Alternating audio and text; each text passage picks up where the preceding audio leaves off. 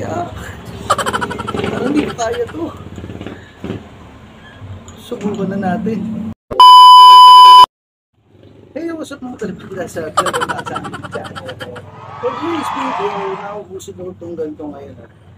May nag-challenge sa akin kung pwede ko raw bang subukan na pinom ng ganito. Actually, medyo nawiwirtuhan ako dito. Hindi ko alam kung effect yung sa katawan ko. Dahil never ka tayo. Hindi ko nga alam kung paano buksan ito. Medyo weird siya, hindi siya matanggal. Siguro baka may push button dito. Hindi tatanong natin ito sa may-ari ng tindahan. So, tignan natin kung anong magiging kalalabasan nito pagka subukan itong inumin ito. Medyo hindi ako familiar dito eh. Mga bobo! Tignan natin.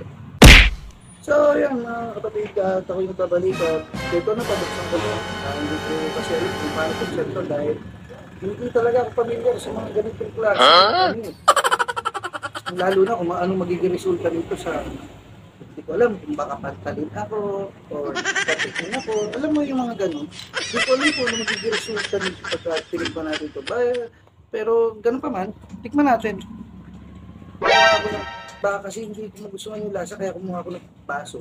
Sasalin ko na lang kasi tutulungan ako sa So, tignan natin.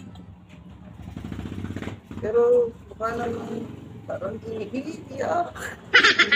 Parang hindi ko kaya to. Subukan na natin. Itsura pala parang wiwi na eh. Subukan na natin. Medyo kakaiba yung amoy. First time ko makaamoy ng ganito. Hindi ako familiar sa ganito. Ito na guys, titikman ko na.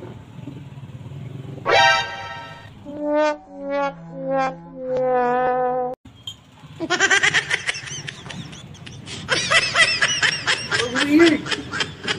Ano yung lasa na yun? Gago! Sa ganito. Hindi ko na-explain kung ano yung lasa niya. Feeling ko para akong magkakarasis dito pagka inubos ko itong... Try pa ulit natin isa.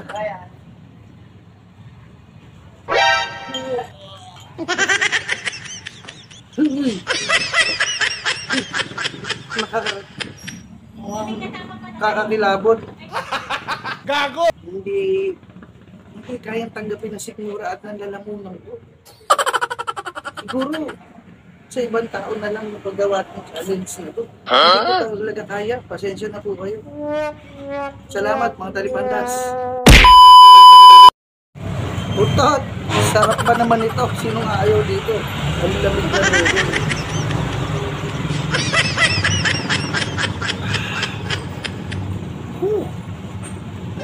Ang tindi. Yan ang sima. Extra strong.